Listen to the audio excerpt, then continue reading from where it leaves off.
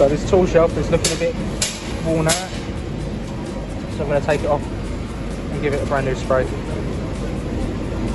And here's the after. Well done, Stuart and Marius, for doing the painting as well. And Andrew. Lovely job, star job. Just upgraded the trolley for the 86 shelves. Thanks Phil and Jake for doing the stickers.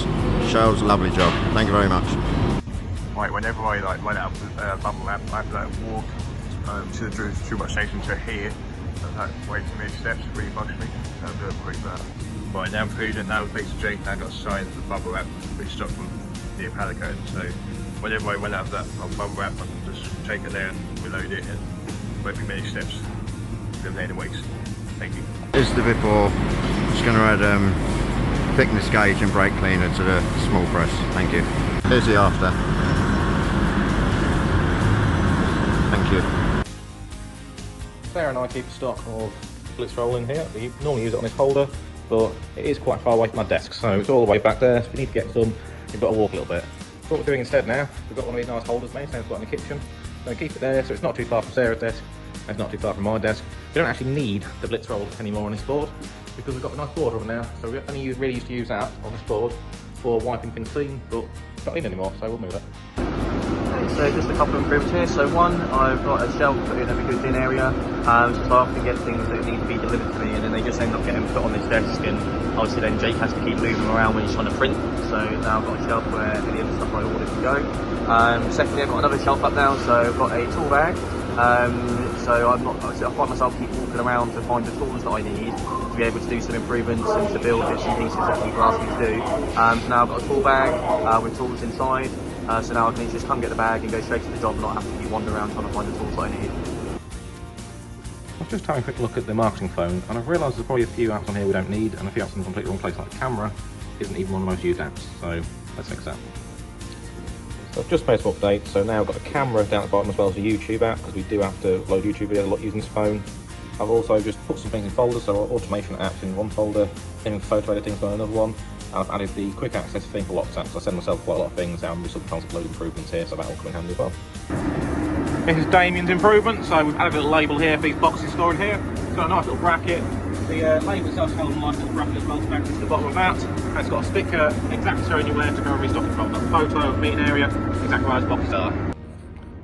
So I wanted to work out how many of a particular item would fit in a certain space, so we're trying to work out how much FBA stock we can fit onto a certain shelf. So rather than doing it all by hand and just using a calculator, I've built a spreadsheet to do it for me. So all I've got to do is enter the dimensions of the item, and in this case the 10 packs of blue roll holders, and then I've got to input the space we've got to use, and it'll work out a rough estimate of exactly how many we've got to fit in that space. So all of the ID86 we want to put in stock with next year, we can stick them all on this shelf. The upstairs packing area has access to the ceiling and the rafters, where a lot of dust can accumulate and affect everything else down here.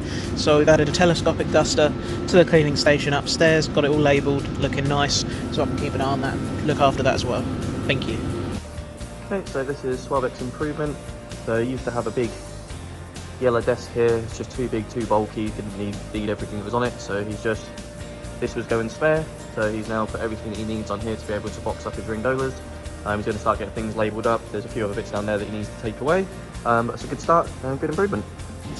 Nice little safety improvement today. Thanks to Jake for making this sign. Just to remind people, don't sit on this equipment. Don't want anyone to get injured. Thank you.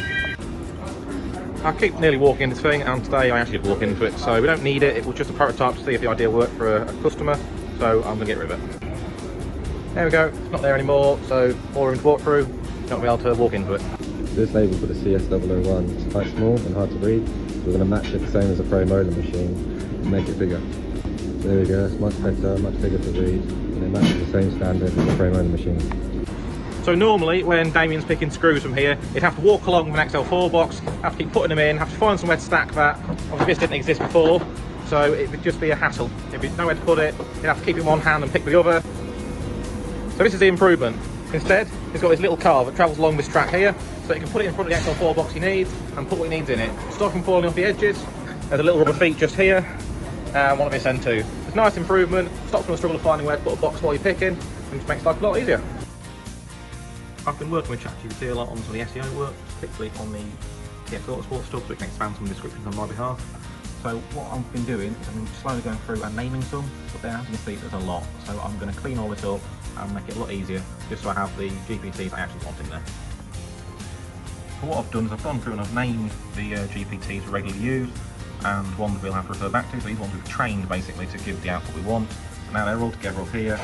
There's a bunch here from 2023. I'll slowly delete them as I go along, but for now it's much better, much easier to find what we need. It's a great job everyone. Thanks very much.